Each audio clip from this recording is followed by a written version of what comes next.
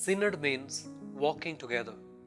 So, by walking a journey together, we as the church want to reflect and learn what can help us to live a deeper communion, to achieve fuller participation, to have greater openness to fulfilling our mission in the world. The synodal path that Pope Francis opened last Sunday, 10th October 2021, wants to involve all of us in this journeying together. The synodal journey. Synod indicates the path along which we walk together in faith. This process ensures that the will of God be reflected in pastoral decisions, grounding them in the voice of the people of God, expressing the reality of the faith on the basis of their own lived experience. How does this synodal process take place today with us from the local level to the universal one? What steps is the Spirit inviting us to take in order to grow further as a synodal church? Pope Francis invites us to reflect on the aspect of synodality as the path that God expects of the church of the third millennium. The meaning of the journey is of discovering the face of a synodal church in which everyone has something to learn. The faithful people, the College of Bishops, the Pope, all listening to each other and all listening to the Holy Spirit. In the light of the Word of God and united in prayer, we will be able to discern the pathways to which God leads us. Since the Church realizes that synodality is the path for the entire people of God, the synodal process is no longer only an assembly of bishops but a journey of all the faithful. This journey together embraces the entire family of humanity, together with our fellow Christian denominations and other faith traditions. Synod is taking place in the context of a global pandemic. We are faced with many local and international conflicts, challenges of climate change, migration, violence, and increasing inequalities across humanity. We also face the suffering experienced by the vulnerable due to the sexual abuse, the abuse of power, and abuse of conscience. This journey together will call us to renew our mentalities and our ecclesial structures in order to live out God's call for the church amid the present signs of the times. The theme of the synod is for a synodal church: communion, participation, and mission. To be in communion we share is rooted in the love and unity of the Trinity. Christ reconciled us to the Father and unites us with each other in the Holy Spirit. We all have a role to play in discerning and living out this communion. Through the gifts we have received from the Holy Spirit, all are qualified and are called to serve one another. In the free and the rich diversity of members, including even those who feel excluded, all are called together to pray, listen, analyze, dialogue, discern, and offer advice in making pastoral decisions.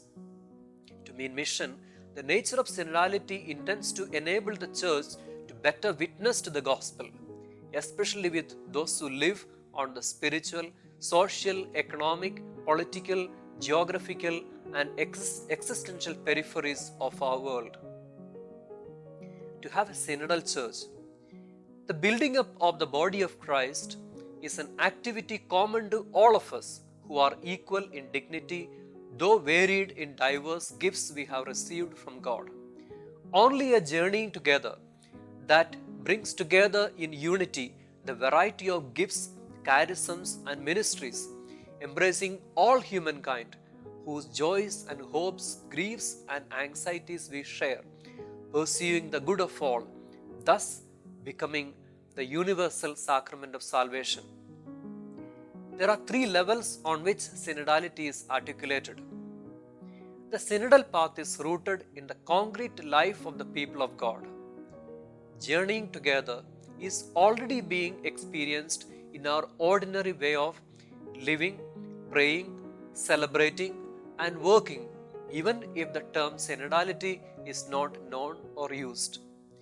Another level takes place within ecclesial structures and processes, taking into account the theological and canonical dimensions in which the synodal nature of the church is expressed in an institutional way at the local, regional, and universal levels.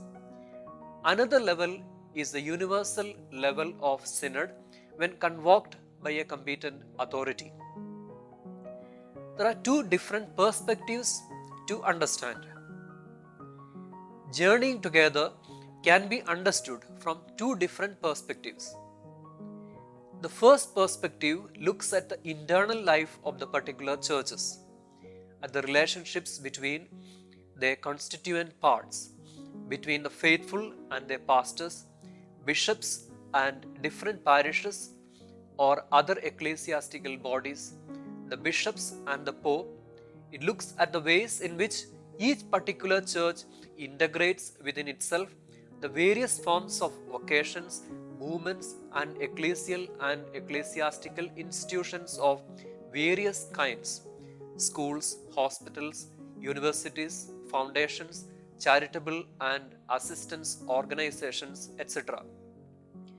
This perspective also sees the relationships and common initiatives with other Christian denominations. The second perspective considers how we journey together with the entire human family.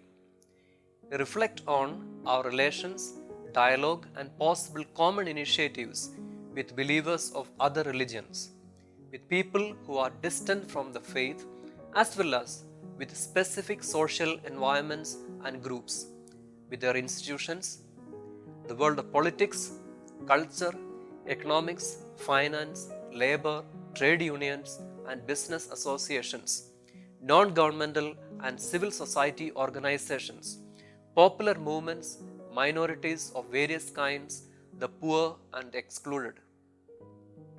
The spirit of synodality, I am sure, also motivate us to journey together with water creatures, animals, plants, and birds, listening to their voices also.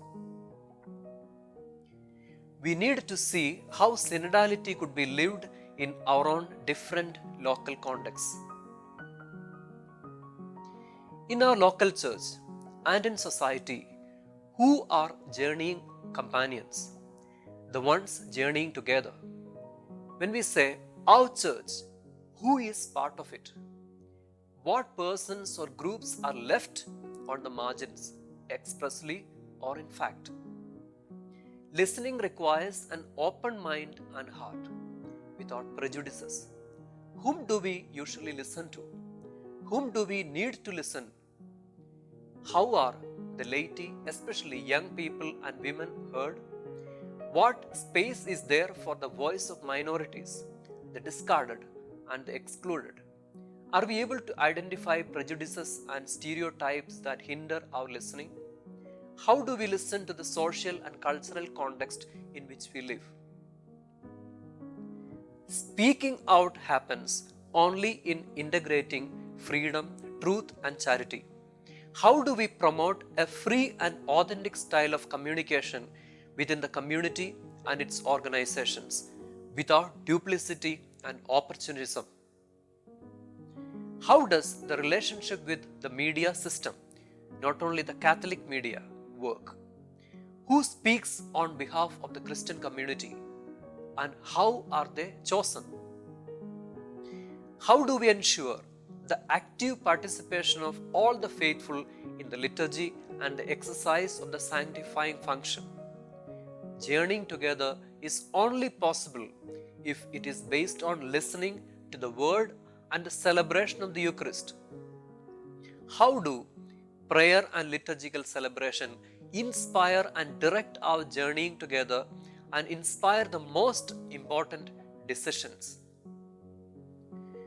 All have a co-responsible role in the mission supporting its members committed to service in society, social and political commitment, in scientific research and teaching, in the promotion of social justice, in the protection of human rights, and in caring for the common home? Who participates in the discernment about mission-related choices? Where there are different independent churches coexisting, are there collaboration in mission or we have competitions? Dialogue in church and society is a path of gathering the experience of persons and peoples. How are the divergence of vision, the conflicts and the difficulties addressed? What experiences of dialogue and shared commitment do we have with believers of other religions and with non-believers? We address our relations with other Christian denominations. What fruits have we drawn from this journey together? What are the difficulties? How is authority exercised within our particular church? What are the practices of participating and co-responsibility? Discerning and deciding in a synodal style, decisions are made through discernment based on consensus that flows from a common obedience to the Spirit.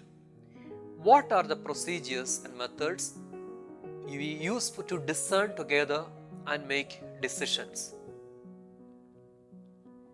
Forming ourselves in synodality is the need.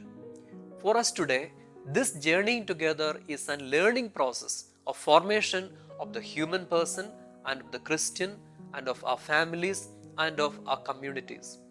How do we form people, especially those who hold the roles of responsibility within the Christian community, to make them more capable of this journeying together, listening to one another and engaging in dialogue?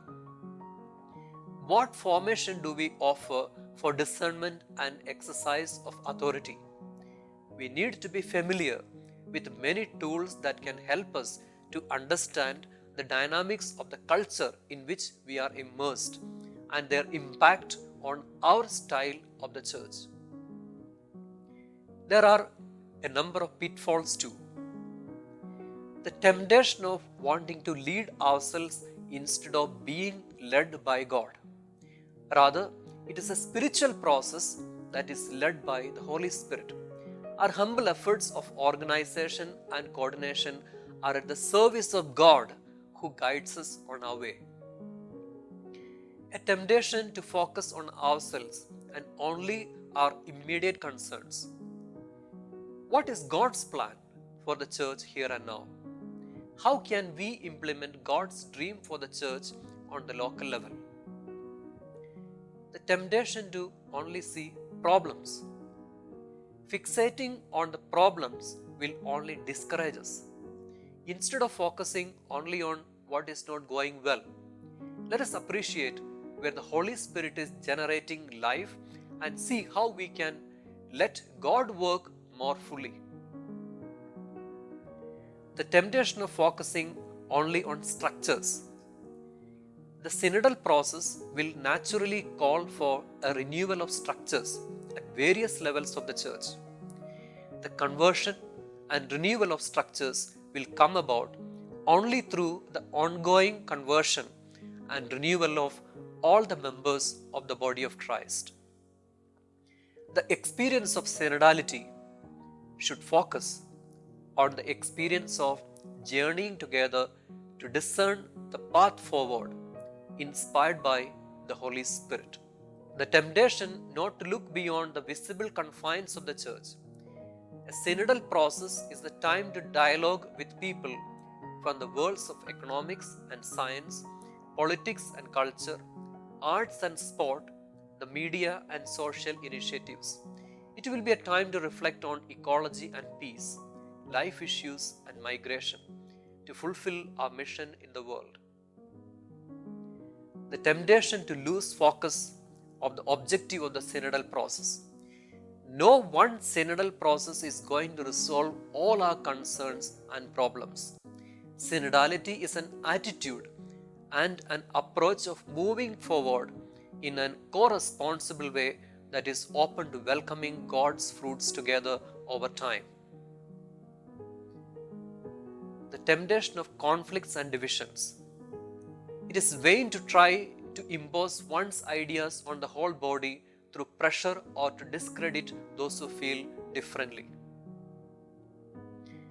The temptation to treat the synod as a kind of parliament in which, in order to govern one side, must defeat the other. It is contrary to the spirit of synodality to antagonize others or to encourage divisive conflicts that threaten the unity and communion of the church. It is also against the synod to polarize to promote one's ideologies. The temptation to listen only to those who are already involved in the church activities. If so, this approach may be easier to manage, but it ultimately ignores the significant proportion of the people of God. Synod is intended to inspire people to dream about the church we are called to be, to make people's hopes flourish, to stimulate trust, to bind up wounds, to weave new and deeper relationships, to learn from one another, to build bridges, to enlighten minds, warm our hearts, and restore strength to our hands for our common mission.